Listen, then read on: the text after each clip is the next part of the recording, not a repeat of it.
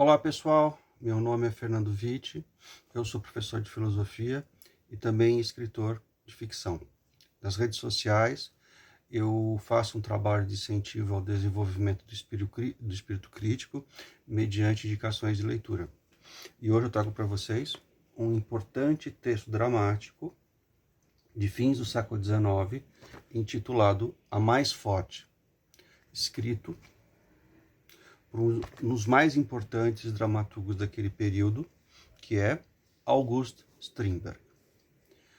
Strindberg é um desses dramaturgos que nem a passagem do tempo consegue minimizar ou atenuar a virulência, a polêmica que permeia os seus textos. A Mais Forte, de Strindberg, é de 1889. Como é que começa esse texto? Eu quero dar uma apresentação para vocês, espero incentivá-los a buscar esse texto.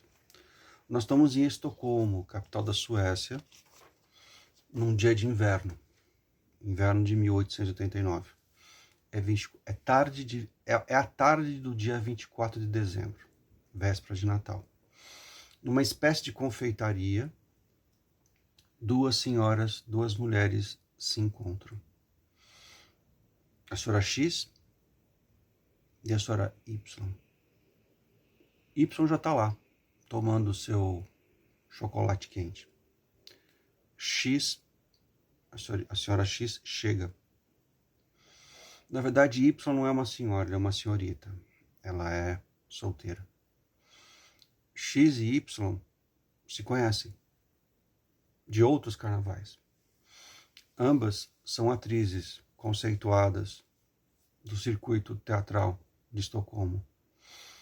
E ambas já atuaram na mesma companhia teatral. E por que X e Y, essa senhora e essa senhorita, se encontram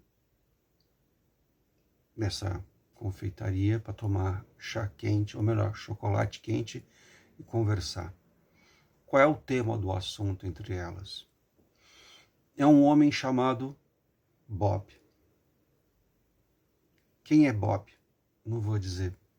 Qual é a relação de Bob com X e com Y? Também não vou dizer. Mas já aviso, é um texto pesado, não é um texto leve.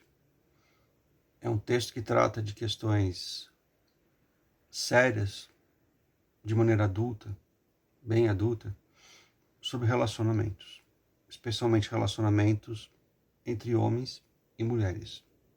Ou não, você pode adaptar essa situação para qualquer tipo de relacionamento amoroso.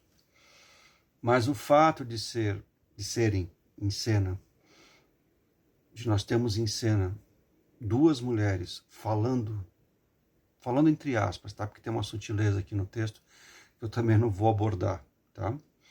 Mas o fato de nós termos em cena, mediante indicações do texto, duas mulheres que precisam resolver, ou pelo menos uma delas acha que é preciso resolver a questão que envolve esse homem chamado Bob, da maneira como Strindberg trabalha as suas falas, que são precisas, objetivas, muitas vezes secas, mas nunca, de forma alguma, redundantes ou artificiais. É uma proposta de dramaturgia que hoje em dia talvez as pessoas tivessem muita dificuldade de entender, porque, mais uma vez, é um texto essencialmente adulto. Não é um texto que procura simplificar as questões, não há uma pretensão de estabelecer qualquer tipo de lição de moral em quem quer que seja. É um diálogo entre aspas. Por que é um diálogo entre aspas? Mais uma vez, é uma sutileza que o texto tem que eu não vou entregar, mas voltando. É um diálogo entre duas mulheres aonde a busca da verdade esbarra sempre numa hipocrisia que aprisiona, talvez, essas duas personagens. A X, especialmente, espera ser muito sincera com a Y. Mas existe um freio moral para ambas. E talvez, o medo, a ansiedade fundamentem esse freio moral da X e a atitude da Y. Quem é o Bob nessa história? Quem é a X? Quem é a Y? Responder essas perguntas é estragar o prazer de ler um texto tão profundo, tão bem escrito, tão profundo, né? Sobre os obstáculos que tornam a comunicação entre as pessoas cada vez mais difícil. Eu sou da tese que um dos grandes problemas que nós temos hoje em dia é o medo de falar francamente, quando é possível falar francamente, né?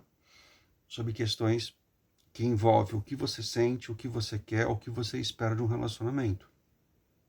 Claro que esse drama com relação aos relacionamentos é muito antigo. Porém, o Strindberg, como outros dramaturgos desse período histórico, né, no limiar do século XX, perceberam o quanto essa dificuldade de diálogo é cada vez mais fundamentada ou ocasionada por uma grande ansiedade. Ou dizendo de outra maneira, o quanto os diálogos hoje em dia são tão difíceis pelo medo das pessoas demonstrarem fraqueza ou insegurança para a pessoa errada. O que isso nos revela? A necessidade e uma encenação contínua de uma fortaleza, de uma segurança, de uma resistência que não pode existir indefinidamente. Ninguém é sempre tão perfeito, ninguém é sempre tão forte, ninguém é sempre tão seguro. E se as relações amorosas ou de amizade têm algum valor, têm algum sentido, talvez esteja ligado à necessidade que nós temos de saber com quem falar e o que falar, sem medo. Nesse texto, o Strindberg não tem medo de ser polêmico. E essa polêmica que ele propõe não é nada estéreo. Não é nada estéreo, perdão. Não é nada estéreo. É extremamente fértil. É um texto curto, mas que fatalmente vai pedir para vocês, quando vocês terminarem de lê-lo, que vocês voltem ao princípio. Porque há uma série de sutilezas na maneira como o Strindberg coloca as questões que vale a pena ser revisitada numa segunda leitura. A edição que eu tenho em mãos é da editora Brasiliense, de 1968. Sim, é antiguinha, mas vocês acham por um preço bem camarada nos sebos online. Então vamos lá. A mais forte, na verdade é um livro que tem dois textos. Senhorita Jura, que eu vou falar mais para frente com vocês, e a mais forte, do August Strindberg. Hoje eu falei da mais forte. É uma edição da editora Brasiliense, de 1968, e a ótima tradução de João Maschmeyer. João Maschmeyer. E tem um ótimo, sensacional, perfeito, incrível prefácio do professor Otto Maria Carpo. Gente, recomendo muito fortemente que vocês busquem nos sebos online essa ediçãozinha, esse livrinho de bolso da Brasiliense, com duas peças do Strindberg. A Senhorita Júlia e a mais forte. Hoje eu falei sobre a mais forte.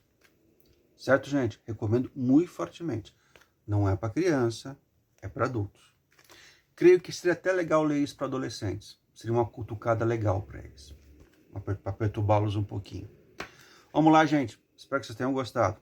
Por favor, se inscreva no canal, dê o joinha. Facilita o trabalho do algoritmo achar a gente. Logo, logo, o canal Memorial das Sombras está de volta. Obrigado, gente. Espero que vocês tenham gostado.